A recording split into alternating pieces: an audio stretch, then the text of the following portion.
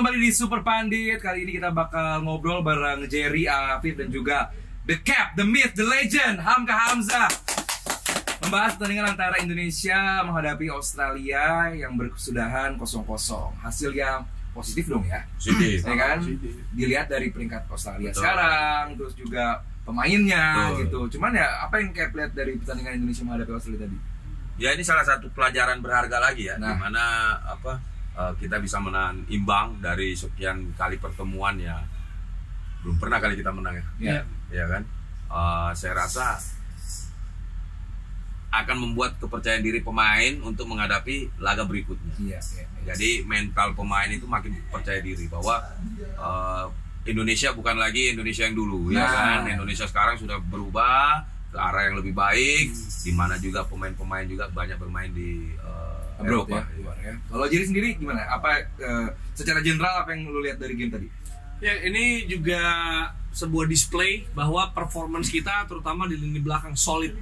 Ya solid banget sehingga Australia pun berusaha mengatakan corner kick gitu karena nggak bisa lewat. Kita lihat gini, back-back kita tuh saling berbagi peran. Kita lihat Verdong punya aksinya sendiri yang bisa ngamanin. Rizky Ridho berkali-kali Jayazas nutup Sutar berusaha keras membuat dia paling nggak tadi yang seperti Cap bilang, kalaupun dia dapat bola karena dia unggul fisik, paling nggak susah arahnya karena udah ditahan, udah dipegang. Gitu kayak Rudiger megang Haaland gitu ya, paling nggak ada kayak gitu. Dan Martin Pass itu masih luar biasa gitu ya, karena memang ini sebuah progres juga. Setelah sebelumnya juga kita terakhir ketemu di Piala Asia, kita sore kalah telak, dan sekarang ya different, kita ngasih lihat di kandang juga. Dan memang ya sama seperti lawan Saudi kemarin ya, memang yang mesti diselesaikan itu soal penyelesaian klinis. Nah, karena kita kan sebenarnya dapat peluang nggak sering itu.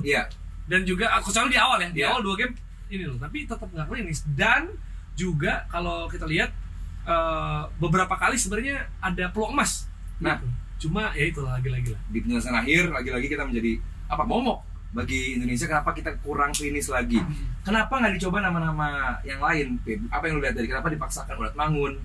Strike emang diganti di babak kedua, cuman kenapa nggak nama-nama yang tadi kita bahas di halftime saat kita live, nama-nama seperti Dimas, nama-nama seperti Hoki, Sananta? Iya, padahal kan mungkin kalau dicoba gitu bisa kayak ngerubah gameplay dari Indonesia dan bikin Australia lebih jadi bingung lagi gimana cara ngadepin Indonesia. Cuma ya mungkin ini juga sekalian pelajaran nanti kalau ketemu tim-tim yang berada levelnya di atas kita kayak Australia gitu. Jadi udah tahu harus ngapain. Kekurangannya kan tadi cuma ketika defense ini udah kokoh dan solid banget, tapi ketika counter attack memang tinggal satu pemain di situ atau selalu melakukan bola-bola direct, bola-bola atas ya. Itunya lagi sih yang kalau buat dibikin jadi pelajaran ya, gimana cara ketika kita defense tuh bagus, nyerangnya juga bagus gitu. Cuma emang tadi banyak banget kan pikirannya, nih Verdong harus tutup ini, lini kepecah banget. Jadi emang mungkin belum bisa semua dan sempurna yang kita harapkan, tapi segitu sih udah bagus. Cap, di babak kedua Tom Haye masuk dan begitu kelihatan sekali begitu dia masuk banyak terupas ke depan, space, pemanfaatan space atau istilahnya Cap tadi umpan sela dari Indonesia mulai keluar. Tapi runnernya, pelari-pelarinya kok balik lagi ke Ulat Mangun lagi. Ada apa Cap yang lu lihat? Jadi PR kita adalah sekarang ini Sintayong akan bagaimana bisa memperbaiki bukan lini serang tapi bagaimana memperbaiki penyerangan. Karena pertahanan kita sudah sangat solid, tapi transisi untuk menyerang, makanya kenapa kita sangat sulit mencetak gol. Karena ya kita bisa lihat ketika bola ke depan hanya 2 orang, sedangkan lawan sudah ada 5 nunggu. Nah, jadi akhirnya kita mengandalkan bola-bola nemu aja. Tapi kalau ketika kita transisinya dari bertahan ke depan, kita bisa lihat Australia ketika transisi dia ada 6 orang di depan, jadi dia bisa ngasih bola kemana saja.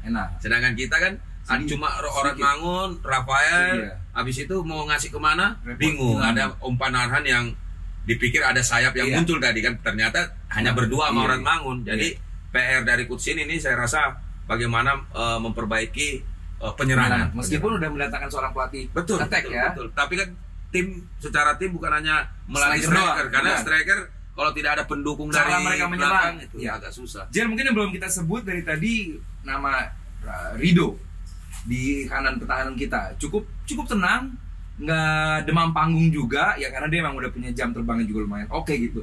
dengan tinggi 185 menghadapi gempuran dari Irvin juga, Sutar juga gitu. Lu lihat Rido gimana hari ini? Ya tadi gue juga sempat bilang ya bahwa kinerja yang di belakang, JSS punya peran sendiri, Verdong punya peran sendiri, dan Rizky Ridho beberapa kali. Dan kita juga jangan lupa bahwa Rizky Ridho ini main terus, ya di klub, di timnas, kategori usia mana gitu, U23 dia ada, timnas senior ada gitu, hampir nggak pernah merasakan healing liburan juga. Takut ini nggak sih?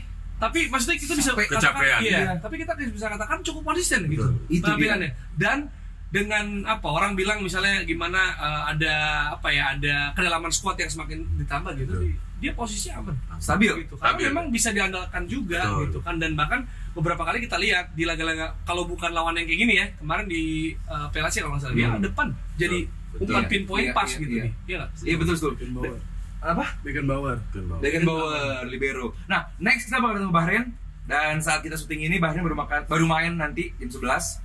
Lu ngeliat kita away ke Bahrain, Jer, gimana, Jer? Bukan, kita udah menghadapi dua tim yang unggulan nih, Saudi sama Australia. Saudi sama Australia udah kita sikat, seri, ya hasilnya cukup impresif. Nah, Bahrain sama Cina nih, ini hasil, apakah ini momen kita harus dapat poin penuh? Ya, pasti. Usahanya ada kesana, dan sebenarnya walaupun ini belum menang ya, ibaratnya imbang 2 kali, tapi kan pasti kepercayaan diri atau performa gitu. Ini kita ada harapan lebih ke sana. Dan oke, Bahrain menang lawan Australia. Tapi bagi gue skor 1-0 dan dikurung yang sepanjang pertandingan, sebenarnya ada keberuntungan juga. Ada kesempatannya mirip-mirip ya. Maksudnya permainnya sebenarnya sama Australia ya seimbang lah, bisa dikatakan gitu. Nah, kalau China juga setelah dia dibantai Jepang di laga pembuka, ini juga kalah lagi lawan Arab berarti kan? Iya, betul. Berarti ya 0 poin gitu kan. Nah, kita bisa mencuri di sana. Kalau Cap sendiri, WD kita? Kalau saya sih ya targetnya 3 besar. Ya kan? 3 besar agar kita bisa lolos ke babak selanjutnya ya kan. Karena persaingan kita yang ada di grup itu ada Cina sudah kehilangan banyak poin, 0 poin kan. Betul. Terus Australia baru 1. Ini satu grup ada 6 kan? Jadi kita masih bisa 5 apa 6? Jepang, Cina, Bahrain, Saudi, Indonesia. 6 sama Australia. 6. Jadi kita masih punya kesempatan. Makanya itu 1 poin away itu sangat berharga sekali, karena lebih bagus 1 poin daripada 0. Jadi kita jangan juga terlalu bernafsu bahwa ingin harus yakin 3 poin. Yang lawan kita juga ini kan bukan sembarangan. Makanya tadi juga Wahyu makanya tadi Wahyu masuk juga ya. Betul. Karena juga untuk mengamankan antara kutip ya. Karena physical battle tadi. Jangan sampai cedera. Karena kalau kita 6 kali 12 kali sharing 12 poin. Setara 4 kemenangan. 10 poin kalau kita seri 5 kali kan. Oh iya 5 kali benar. Kalau Afif sendiri gimana lihat Bahrain? Ini peluang atau justru WD nih, lu main aman deh, lu seri juga cukup, apa gimana lu? Kalau lawan Bahrain kan, di pertama kaget karena hujan kan. Bahrain. Ternyata, tapi Indonesia. Tapi dia Batak tuh. Batak Bahrain. Nah, kita kan pernah ngelawan Australia. Kemarin habis main di Piala Dunia. Lawan Arab juga pernah. Habis main di Piala Dunia. Bahrain kan waktu itu belum main di Piala Dunia lagi. Tapi kita pernah menang lawan Bahrain tuh 3-1 ya. 2-1. Tapi walaupun kita pernah kalah juga dengan skor gede tuh kalau nggak salah. Cuma ya mentalitas ini yang perlu dibangun, yang perlu kita tahu bahwa Indonesia lawan Arab kagak underdog mentality di awal, ngurung. Termasuk Australia. 2 game ngurung mulai dari depan. Dan kalau dia udah bawa mental kayak gitu, bisa sih alhamdulillah 1 poin, tapi kalau emang bonus 3 poin sih. Oh jelas. Apakah kualitas lapangan Bahrain bagus? Tip yang lu tahu? Jer? Bahrain kemarin tuh ini negara Timur Tengah. Bagus ya kan? Asal nggak ada dangdut di sono. Nggak tahu kalau Bahrain lagi kampanye. Bahrain kan so? Iya. Kampanye Bahrain ya. Kampanye Bahrain. Iya. Gue nggak terupdate tuh. Harus belajar lagi deh.